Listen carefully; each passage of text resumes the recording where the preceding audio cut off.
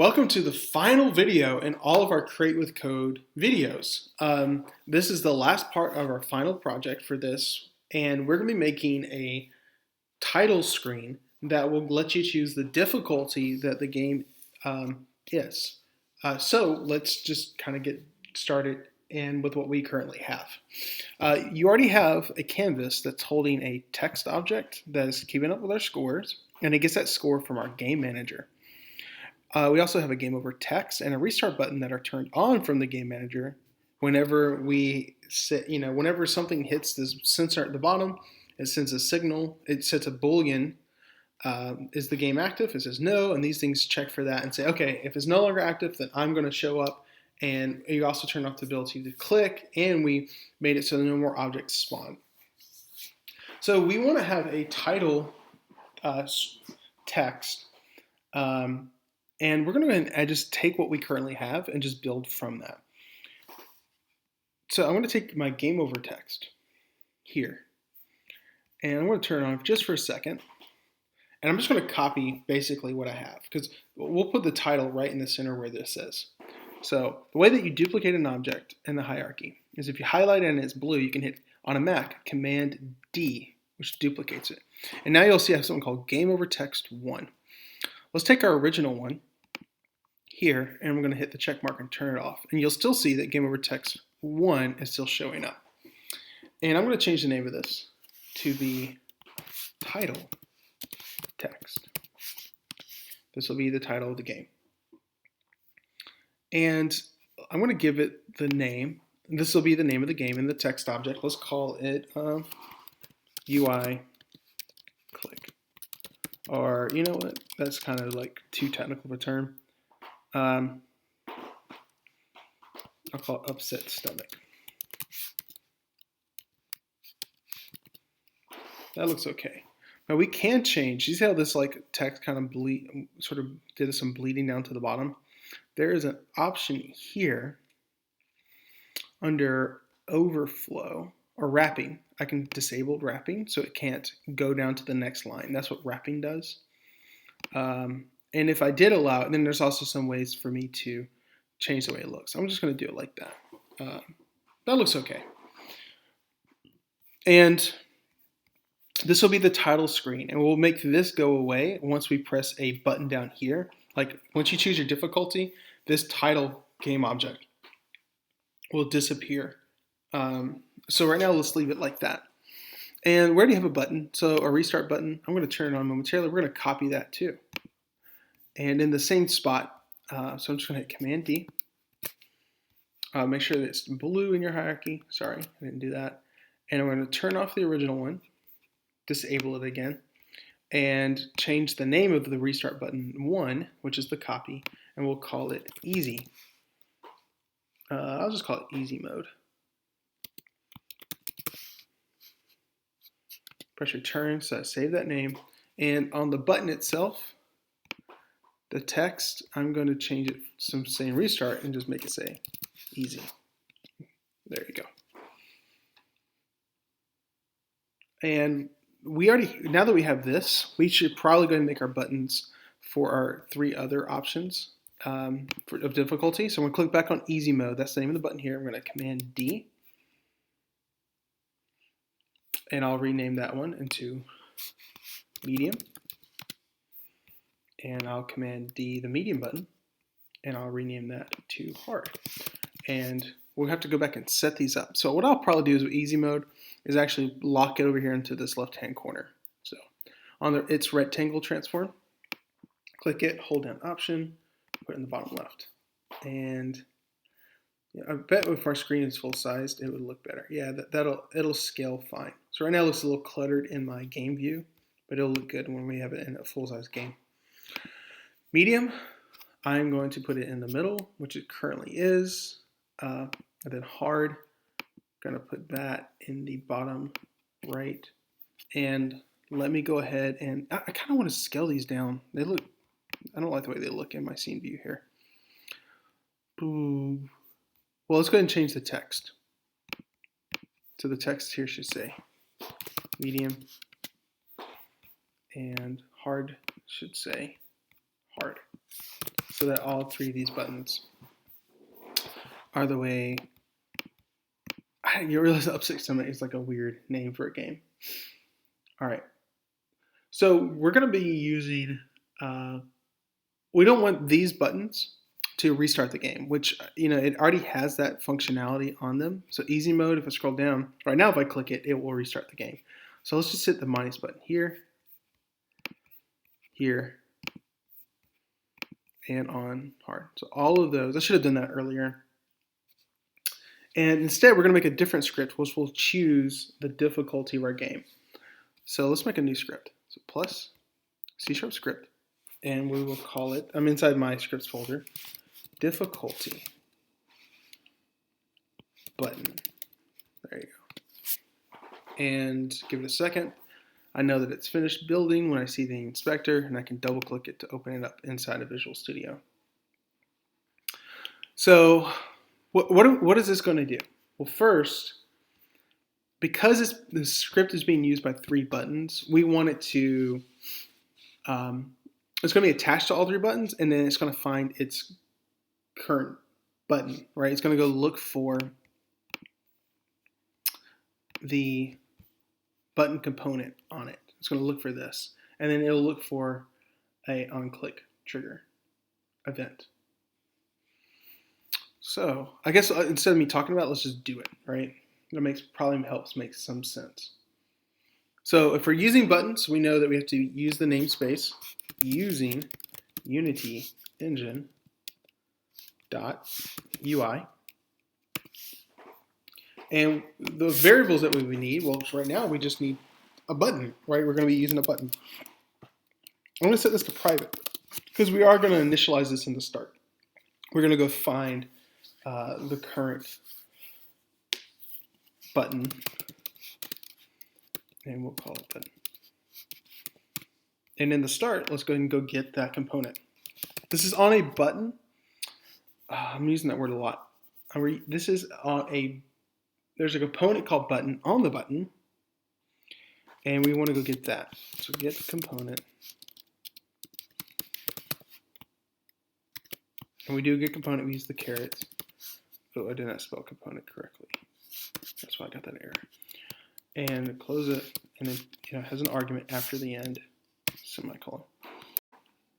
So we need to be able to call a method that will let us know if we've clicked something. So let's create a method that will hold that information. So void, we'll call it set difficulty. Now, void set difficulty later on will speak with the spawner and change the rate of spawning. But for now, let's have it print a message just so we know that it's working. So we're going to create a debug.log, which puts a message in our console. And what do we want this to say? Well, we should have it say, what is the name of the game object? Game object.name plus, and then inside parentheses, space was clicked. What this does is, whenever we call set difficulty, whenever this has happened, whatever game object that this was being referenced from, so if this is on our buttons, right, it will say, oh, this button, this name was easy mode, was clicked. That's what's happening here. Now, there's a couple ways we can do this. We can, just like we did with our, was it here on the game manager? Yeah, on our game manager. So with our restart button, if you recall, it has on its component called button, it has a reference to our game manager, and then whenever we click it, it will listen for and then call for the restart game. So on click, and then it listens for this to occur. So we could subscribe these. So here on easy mode, I could add an on-click event, drag in this difficulty button, which isn't on the script right now, but I can drag in the button here and then call for that function. The way to do that instead of trying to do it inside the inspector, either way is fine, but there is just a line of code that is just as reasonable to put in. Is line 12. We're going to say button dot on click. So the same thing. It's a lowercase o, by the way. Dot add a listener, and it's listening for, and that's what we put inside of its argument, and it's listening for set difficulty, and then put a semicolon right at the end. So at the start, it will add a listener listening for this, and if I do click it, then it will pull its name into the script.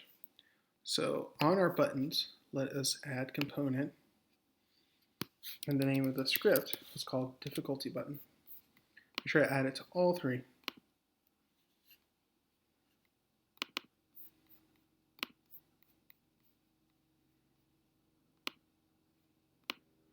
All right, let's see if that works. So I press play, and I should see in the console, oh, easy mode was clicked. Medium was clicked.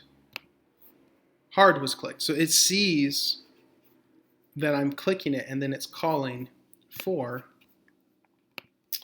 the void set difficulty. That's why this is printing into the console. Well, let's make it so that right now we notice that when I press to play here, the game already started. Let's let our buttons control that and not just automatically when the game starts. So the script that was controlling our spawning and all that was the game manager script, so let's go to it. And right now, this is why it's doing that. It's when the game starts, it's calling the coroutine start target, it's updating the score and all that. So instead, let's have a method that will be called once we click a button. So once we click the button, then the game will start. So I'm going to go down here to the bottom on 54. Now you can change the order of these. Feels weird that my game start is all the way down here, but I'm going to put it here for the sake of clarity, but know that you can change the order of your methods. So void start, I'm going to make it a public void, sorry. Public void start game. And I'm basically going to take everything I had inside my start method and cut that out. Command X. Paste it in there. Great. Then save that. And I suppose that we need to also, whenever we click on a button here, set difficulty, then we should tell it to go start. It should call for start game. So whenever we click a button, that will start the game. So it needs to be able to go find the game manager and then find this start game method. So we need to make a reference to it. So in line of, well, we need a variable. So line 7, we press return, and the variable is going to be private. And if we want to turn a script into a variable, we just give it its same name, and then game manager script, like that. And when this starts, let's make sure we go and get this actual thing. We could set it in the inspector, but I went and made it private so we get used to, finding it. We did that here in the target script, right? On line 19, we're doing the same thing. Actually, I'm going to just copy this. It's the same thing. We're going to go get it. So I'm inside the start method on my difficulty button script. I'm going to paste that there. Game manager equals game object dot find a game manager, and then get its component called the game manager script. So now that we know, now that the game knows, oh, there's a game manager script here in set difficulty, instead of, actually, I'll just leave that debug.log for now. We will just say game manager dot start game. Oops, lowercase g, game manager. I didn't see that happened. So what's happened is the game will no longer start when we press the start button because we took it out of here, and it will only call for the start game whenever we press a button. So let's press play. Oops. The game manager did not exist in the current context. Line 15 of our difficulty button. Line 15. Oh, I called it game manager script on line 8. I realized, yeah, that's not good. Gotta make sure your variable names match up. I thought I called it game manager script over here. It looks like I did not. But that's okay. It would have been best if I had been consistent.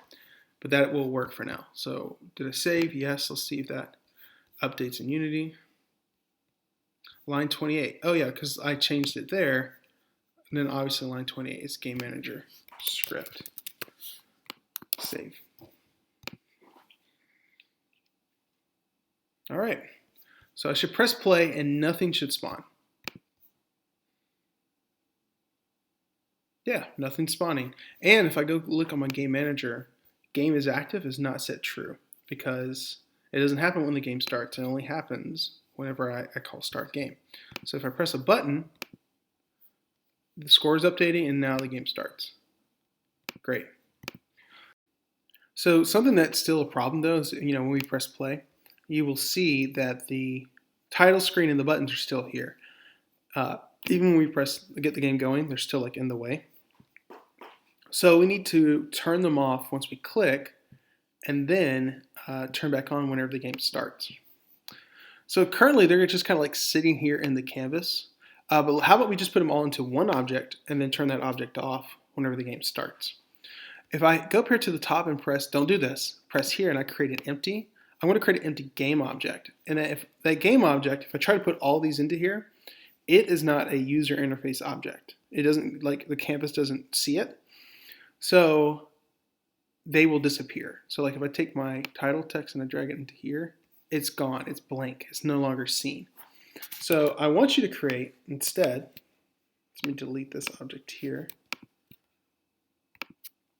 So instead I want you to go to the canvas and then, control right click or whatever, and then now create an empty. And this will create an empty game object as part of the canvas. And take your title text and your 3 buttons. You can either shift click to grab all of them or just drag them in one at a time and put them in that game object. And now you can still see them. I'm going to change the name of that game object to title screen. Press return, save that name.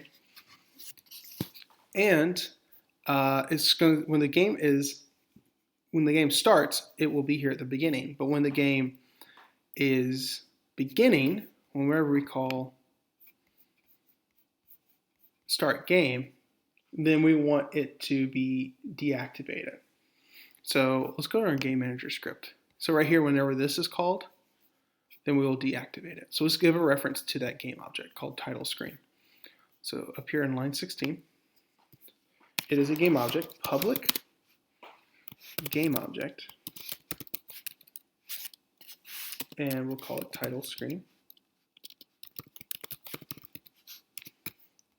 And we could initialize it here in the start. We can go find it, but let's just drag it into the inspector. I'll do it on line 54. Here, we'll say title screen dot game object.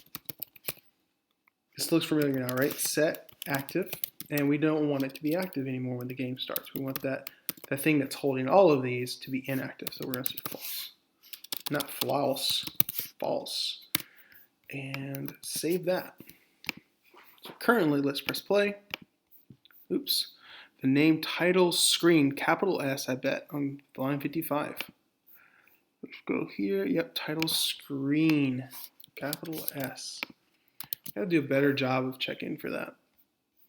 There it is. Yeah, I don't know why I'm just not keeping up with my variable names, but it's all good. Easy correction. So if I press this, this should disappear. Boom, did it do it?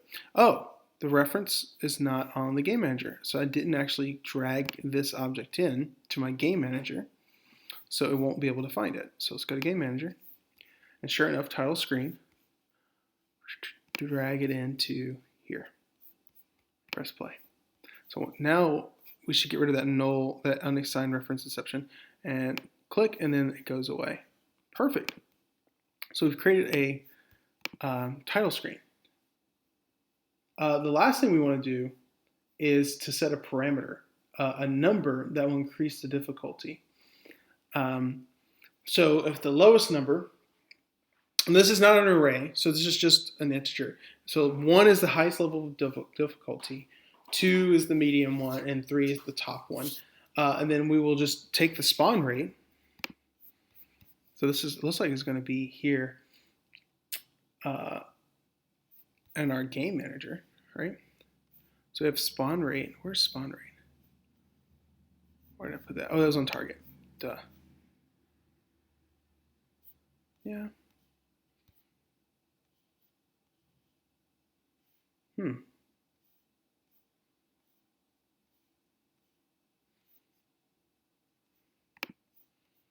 Where was spawn rate? Oh, it's right here. Okay, yeah, it was in the game manager. I don't know why I got confused there for a second. So this spawn rate is basically the difficulty of our game. How often do we spawn something? So we can take this number and divide it by the rate at which this occurs, so how long it waits before it makes the next one. And then that would change the difficulty of the game.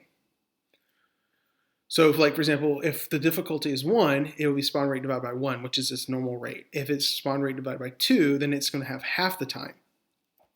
But then spawn rate divided by 3 would be a third of the time. So let's go to our button script, though, and let this button, this right here, determine the difficulty.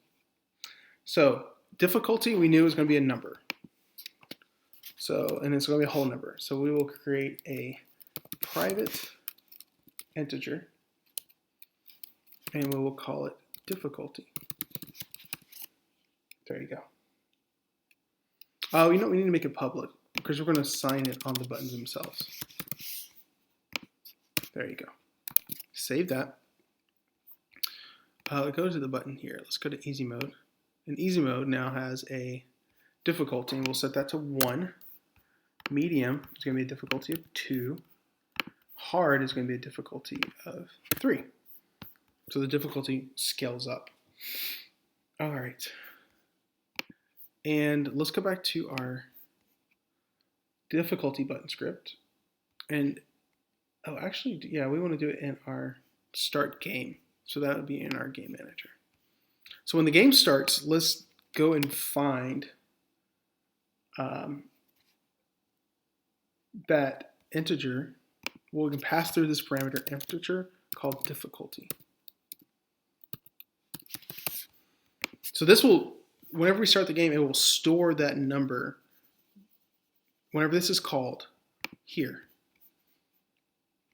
start game, it will then take the number of whatever we clicked on and put it in start game.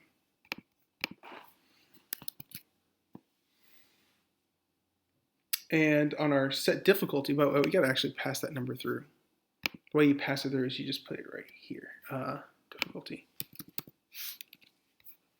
Save that. So that's how that works. So it takes that number that we assigned to the button. We press start game. It puts the number here, and it's saving it here. And then now we can just take our spawn rate, which we are setting, we'll do it here, spawn rate, and divide it equal to difficulty, or make it set equal to the difficulty. But that just means the spawn rate would be 1 or 2 or 3. We need to actually divide that and set it equal to difficulty. So let's save that. So what we should see is when we click, it will, on easy, the rate will be slower, and the medium, it will take its normal rate divided by half, so it'll go faster, and then a third for hard. So let's press play. Easy. Okay. Let's restart the game. Let's choose medium. A lot faster. We're seeing a lot more. And let's restart and let's see hard. I mean, just incredible amounts of stuff. Almost impossible. But it works, and you've increased the level of difficulty using an integer. Guys, that was the last part of this game. So at this point, we'll be looking at challenges, but I'm incredibly proud of you for getting through these videos. You've learned a lot of stuff. This was pretty dense, but hopefully this feels like you've got a great start to making your own games with levels and difficulties and user interfaces to keep scores, spawning. We've done a lot of different things. So you should be proud of how far you've come.